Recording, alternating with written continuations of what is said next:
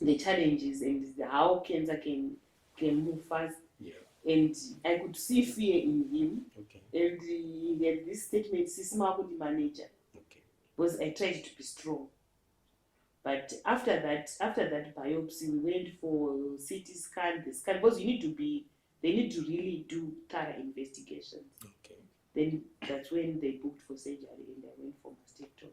And you know that surgery was not easy. To just know that they are going to remove part of you. Yes. If the breast is going to be removed, who is going to accept me in future? And when people look at me, especially the little children, I've got grown-up kids that might have their children.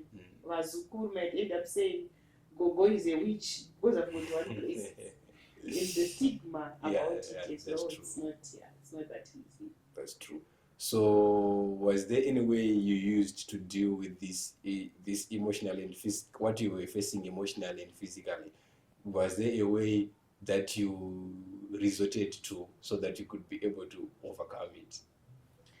Yeah, I can first share about my stigma or the things that I faced when people heard that I had cancer. There are people from the church. There are people from the community. There are people at your workplace. Yes. One person from my workplace told me that you had cancer because you've got unforgiving spirit. That's what that person told me. And it's still ringing in my mind, right? My ears right now. The other one told me that uchaita mari nokuti waita cancer. Okay. The other one. You know, those are comments that people will come to you and they will say to you. Yes.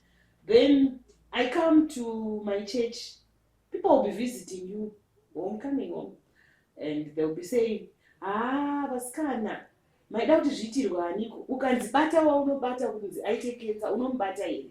So I ask myself, so you think I'm the right person to be diagnosed with cancer? So those are painful. People will be saying all these words. These are painful words that will be said to you. Yeah. Then another one will come and they will say, manesi, mungaita cancer. Munhu wanesi unoita cancer waivepi? You know? Yeah. Because I'm a health professional, does it mean that cancer can spare me because I'm a nurse? Then the other one would come and say to you, waita cancer kune mweya iriko. Mweya chaiyo iyi ndo anonzi mweya inenge yati kugara. Kana kuti vamwe, the other one said to me, hamusi kunyatsonamata. And these were words that will come to me. Hamusi kunamata. Maita cancer. You know, these are painful words. That's true. That will come to you. Then how I dealt with this, I don't want to lie, I said I don't want visitors. I even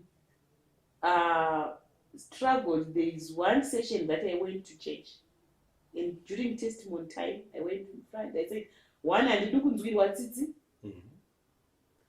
handidi munhu anoyangwa kwangu musandishanyira. I don't want any visitors. My relatives, my friends, anyone, they could not have access. And my kids knew about it. And I would sleep in my room. I would be alone.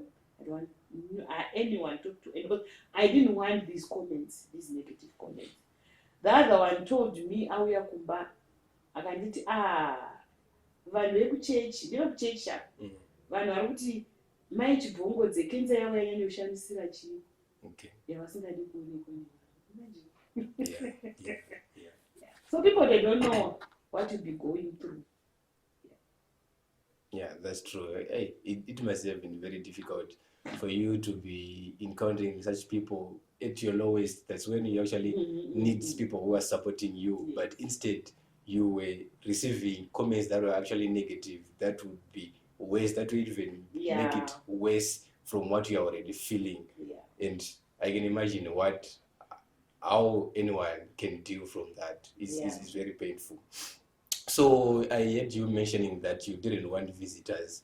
Was it solely for the reason that people or was it inspired by what people would say, or there were also other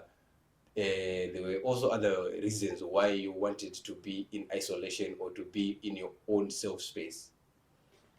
Firstly, I wanted to run away from those negative comments. Okay. I didn't want anyone who would tell me negative comments. Yes. I would rather be alone. Okay. Or with those people that have selection of words. Because what I've noted, people are not sensitive when you are at your lowest. That's true. Because if you are telling me that you are a nurse, how come you've got cancer? Or you are not praying enough, that's why you have cancer. The other one told me that ishamu ya mwari yauya kwauri kuti uite cancer. And it's in. So it's something that I really didn't want. The worst thing is, like I said, my husband could not do anything. There was a time when one of our father-in-law passed on. Then I had to be strong for him. Kuti ndiende naye kumusha. Because the moment I say I can't go kumusha, actually he would go, but he was supposed to go for funeral. I went with him. You know, they even went to my husband. One of the relatives said, Sekuru, apaparato waguwa. And someone would even come to me and say that, what waguwa, you know? Yeah. A moving grave. Yeah. That's the reason why I wanted to be in isolation. I didn't want any negative comments. And especially, I'm not against the herbs. When I believe that I have to go the medical way, let me take the route that I want. Yes. But others would take the herbs, this you have refused this. So that was the other reason. I wanted to have my own space, my decisions, and also internalize. Because for me, it's so painful. Cancer, it's not easy. Chemotherapy, it's doable. It's very doable, but it's not easy. It's not easy. And you'll be thinking, I don't know if I'm going to wake up tomorrow. Okay. But there are several times that I would pass out. And people would see that, especially my last born went through a lot. Okay. So at times that's why I wanted to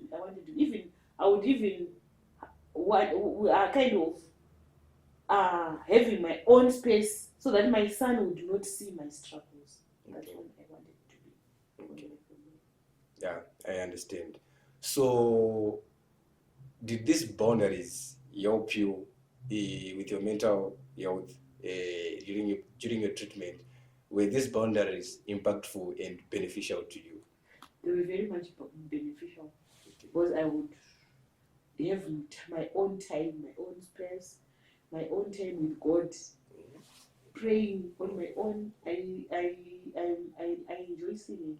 Okay. And you can preach, but you can minister to me through singing. Okay. And I can also sing on my own.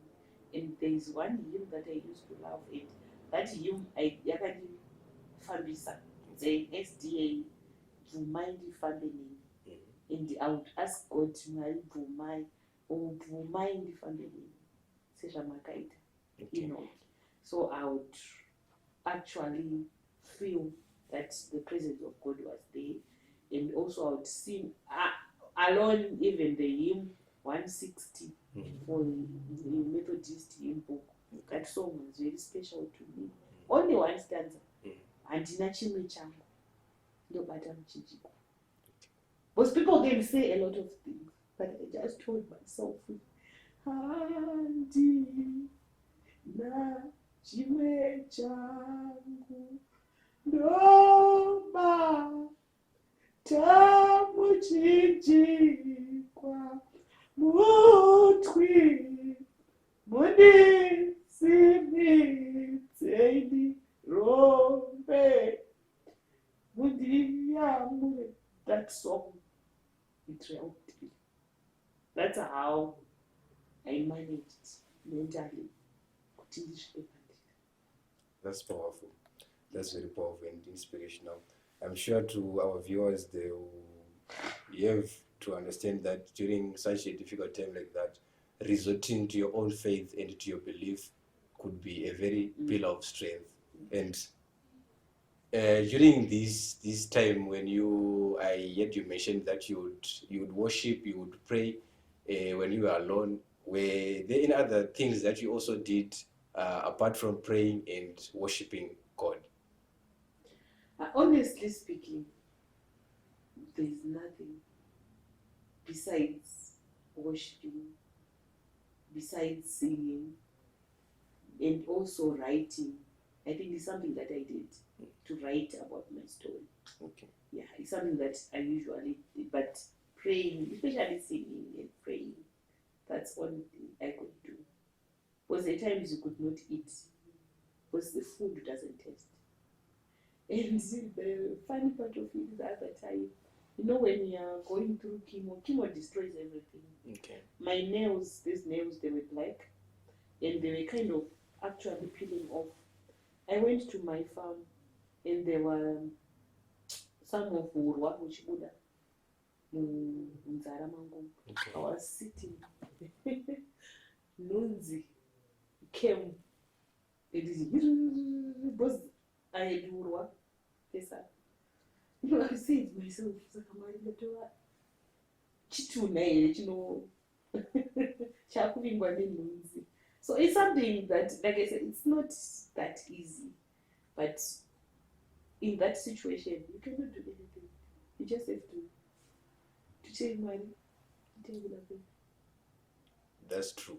So I would love to believe that these worship sessions and these prayer sessions that you were partaking in, they were very helpful to you, right? They played a very, very crucial role in your treatment journey as you were going through the process of going to chemotherapy, going to your sessions, and everything that was around you. I'm sure could you just maybe give a snap of how you would feel after you would have worshipped? Let's say you finished a worship session or a prayer session. How would you feel from that moment? Feel relaxed, feel some comfort, feel some inner joy. Because there was a time, I think there are two people that I would call and worship with. These are my two prayer partners. Okay. It's Beverly Chomela and Maisha Miarira Blessing. When I want to cry, I will just call Maisha. I will just cry. And when I cry, I say, don't ask me, don't talk to me. And she would understand me. I will just call her, I cry. Then when I cry, I cut the phone. Then you keep quiet, don't ask me. Then she would also send me audios, but she knows that I want to sing. She would sing for me. I could hear that she was also crying. So that one, it was she didn't know it was really therapeutic. We're actually communicating. Okay. Even 2 midnight or 12 midnight, in the middle of it, I could even call her and she would be awake and she would respond. And it was very therapeutic. Okay. At least you had even prayer partners that could help you and assist you as you were going through this difficult phase, because it's very significant to have someone to lean on even when you're at your lowest. There is always need to have that one person who can understand you even better, who can do what you don't even expect, like what you were saying, that she would even send you voice notes of your singing and worshiping, which would even empower you as well. So that must have been very helpful. I understand that during chemotherapy sessions, there are some support groups that are involved. Were you in any of those groups? No. You were not in any of those? I wasn't, because we have, though I joined it when chemo, it's Dr. Tsikai, that woman, that lady, she's blessed. And even she's one, I think I forgot to say, she's one person who, during my chemo sessions, the first chemo, I think I cried. And she would come and say, Felicitas, why are you crying? What is it? And she would send other people away, talk to me. And when you are going through chemo, your skin will be dark and your hair will be kind of bald hair, nothing else. Okay. And the comment that she would be telling you is,